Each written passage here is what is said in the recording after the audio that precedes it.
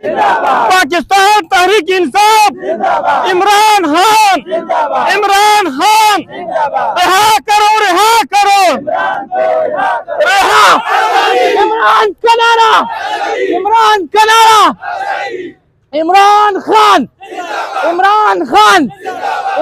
Khan youth wing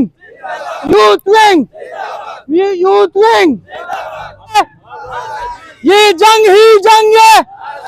इस पार भी लेंगे उस पार भी लेंगे। ये हक हमारा हम छीन के लेंगे। माओ से पूछा, बहनों से पूछा तो अजमत बोली,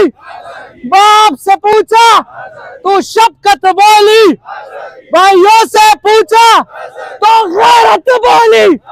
इमरान का नारा इमरान को रिहा करो,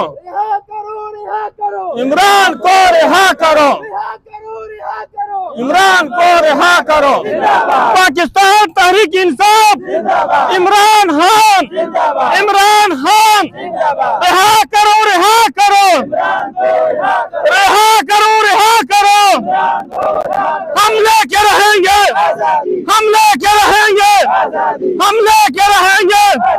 आतिफ खान जुनैद अकबर टोल वर्कर तहरीक इंसाफ। बिस्मिल्लाहिर्रहमानिर्रहीम। ज़मंगा नना पेशावर के यूथ कन्वेंशन दे द हकीकी आज़ादी दपारा मुंगा त तहरीकात लंग ना खपल टोल मलगिरी रवान यू और जू इंशाअल्लाह दा ज़मंगा पुरअमन एहतजाज दे और ज़मंगा हक दे ज चकम दा पाम 47 हुकूमत नास्ते वामा द शीशे पर जरिए सरा च मेहरबानी का पदे मल पांदे नोर जुल्म मकवा जुल्म प्रेदा और इमरान खान सरा दगा शैतान इमरान खान रहा कई तासो यो बैन अल-अक़वामी लीडर सिर्फ अगा दगा लीडर न दे पाकिस्तान तहरीक इंसाफ अगर टूलो उम्मत मुस्लिम लीडर दे इमरान खान और तासु भी गुनाह पर जेल के कैद करे दे नो मंगा दा मुतालिबा को चागद रिखाशी और पर मुल्क के अमन कायम शी इंशाअल्लाह मंगा टोल मलगिरी दे देना बोजू पेशावर ता मुंगता महता मलगिरी वाला अर्दी दले डरे काफिले बा मुंग मलगिरी कीगु और जुबे इंशाअल्लाह पेशावर ता। बिस्मिल्लाहिर्रहमानिर्रहीम। د صدر صاحب او عزت خان خوري خپل تفصیلی خبرې وکړلې زمونږ نن د سټریټ موومنت هغه آغاز دی هغه ته تیارې دی د هغه په وساتت سره زمونږ د تحصیلي کاټلنګ د ټولو وینګونو نه خپل سینیئر ملګري وسم سملګري په لار باندې را روان دي نو مونږه متفقه تور پر د دې ځای نه بزو مردان ته هلته به انشاءالله پریس کلب ته بزو هلته کې به بیا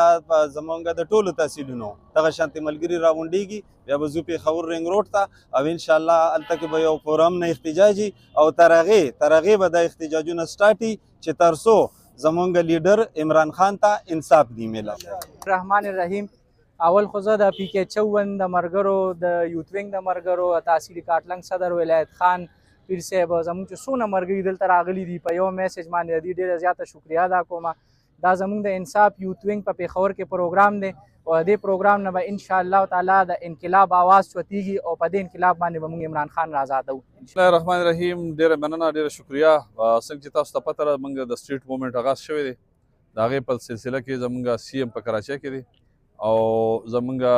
یوت ورکر کنونشن دی نن په پېښور کې نو همیشه زموږ د پی کې 54 نه تاسو لیدلی چې زموږ پی کې 54 تحریک انصاف ګډ دی انشاءالله او داسې د هرې ضلعې نه پرون صدر صاحب تللی و بټخیلې ته نو دا ټول د دې احتجاج زموږ مقصد دا دی چې زموږ رهایي د عمران خان ده او د دې نه پس انشاءالله موږ نه ملاقات غواړو نه دغه غواړو چې عمران خان وي په خپله سټیج ته راغلی او ویلې نه چې دا خلک واپس شي انشاءالله دا آغاز شوی دی موږ به کور په کور ځو او دا خلک به ټول وباسو انشاءالله دا ویره به موږ برپور احتجاج کوو او خپل لیډر به ازادوو انشاءالله.